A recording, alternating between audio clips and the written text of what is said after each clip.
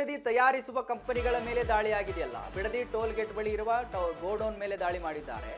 ದಾಳಿ ವೇಳೆ 5 ಕೋಟಿ ರೂಪಾಯಿ ಬೆಲೆಯ ನಕಲಿ ಔಷಧಿಗಳನ್ನು ಪತ್ತೆ ಹಚ್ಚಿದ್ದಾರೆ ಅಧಿಕಾರಿಗಳು. ಯಾವುದೇ ಲೈಸೆನ್ಸ್ ಇಲ್ಲದೆ ಅಕ್ರಮವಾಗಿ ನಡೆಸ್ತಾ ಇರತಕ್ಕಂಥ ಒಂದು ದಂಧೆ ಇದೆ.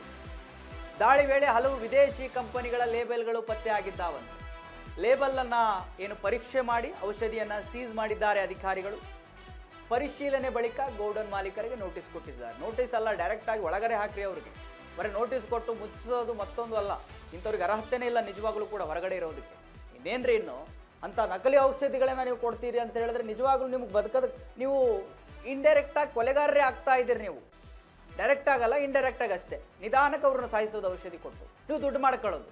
ಅಂಥ ದುಡ್ಡು ನಿಮಗೆ ಬೇಕೇನ್ರಿ?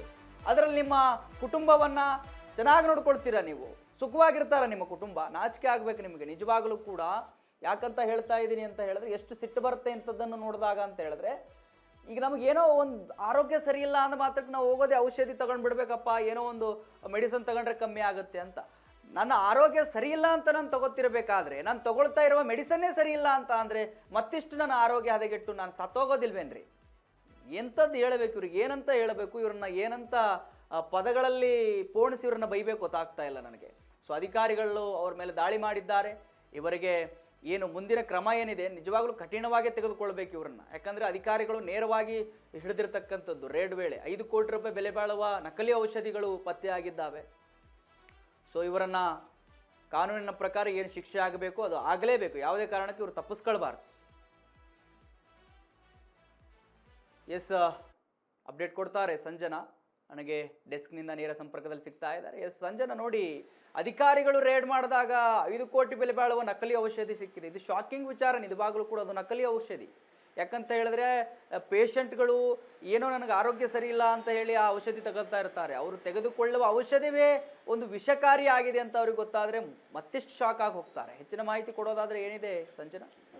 ಎಸ್ ಮಹದೇವ್, ಆಹಾರ ಸುರಕ್ಷತಾ ಇಲಾಖೆಯವರು ಒಂದು ದಿಟ್ಟ ಹೆಜ್ಜೆ ಇಟ್ಟಿದ್ದಾರೆ ಅಂತಲೇ ಹೇಳ್ಬೋದು. ಈಗಾಗಲೇ ನಕಲಿ ಔಷಧಿ ಕಂಪನಿಗಳ ಮೇಲೆ ದಾಳಿ ನಡೆಸಿರುವಂಥದ್ದು. ದಾಳಿ ವೇಳೆ ವಿದೇಶಿ ಲೇಬಲ್ ಇರುವ ಔಷಧಿಗಳನ್ನು ಕಂಡಿರುವಂಥದ್ದು. ದಾಳಿ ವೇಳೆ ಅಧಿಕಾರಿಗಳು ಪರಿಶೀಲನೆ ನಡೆಸಿ ಅಲ್ಲಿ 5 ಕೋಟಿ ಬೆಲೆ ಬಾಳುವ ಔಷಧಿಗಳನ್ನು ಪತ್ತೆ ಹಚ್ಚಿದ್ದಾರೆ. ಅಷ್ಟೇ ಅಲ್ಲದೆ ದಾಳಿಯ ವೇಳೆ ಅಧಿಕಾರಿಗಳು ಔಷಧಿಗಳನ್ನು ಸೀಸ್ ಮಾಡಿರೋದಾಗಿರ್ಬೋದು ಅಥವಾ ಗೋಡೌನ್ ಮಾಲೀಕರಿಗೆ ನೋಟಿಸ್ ಕೂಡ ನೀಡಲಾಗಿದೆ Mahadev. Okay okay sir, thank you ನಿಮ್ಮೆಲ್ಲ ಮಾಹಿತಿಗಾಗಿ. ವೀಕ್ಷಕರೇ, UT ಖಾದರ್ ಅವರು ಸಲಹೆಯ ಮೇರೆಗೆ ಅಧಿಕಾರಿಗಳು ರೇಡ್ಗೆ ಇಳಿದಿದ್ದಾರೆ. ನೋಡಿ, ರೇಡ್ ಮಾಡಿದ್ರೆ ಇನ್ನೂ ಎಷ್ಟು ಸಿಗ್ತಾವೋ ಗೊತ್ತಿಲ್ಲ. ಯಾಕಂತ ಹೇಳಿದ್ರೆ ಯಾವಾಗ ರೇಡ್ ಮಾಡೋದಕ್ಕೆ ಅಧಿಕಾರಿಗಳು ಹೇಳಿದ್ರು ಬ್ಯಾಕ್ ಟು ಬ್ಯಾಕ್ ಇಂಥದ್ದು ಪ್ರಕರಣ ಹೊರಗಡೆ ಬರ್ತಾ ಇದೆ. ಇವ್ರು ಇನ್ನೂ ಮುಂದುವರಿಸಿದ್ರೆ ಇದನ್ನು ಅಂತ ಹೇಳಿದ್ರೆ ಇನ್ನೂ ಎಂತೆಂಥ ಪ್ರಕರಣಗಳು ಹೊರಗಡೆ ಬರ್ತಾವೆ. ನಾವು ನಿಜವಾಗಲೂ ಏನು ಕುಡಿತಾ ಇದ್ದೀವಿ, ಏನು ತಿಂತಾ ಇದ್ದೀವಿ ಅನ್ನೋದು ಕೂಡ ಆಚೆ ಬರುತ್ತೆ. 5 ಸ್ಟಾರ್ ಹೋಟೆಲಲ್ಲಿ ಎಂತೆಂಥ ಆಹಾರ ಸಿಗ್ತಾ ಇದೆ.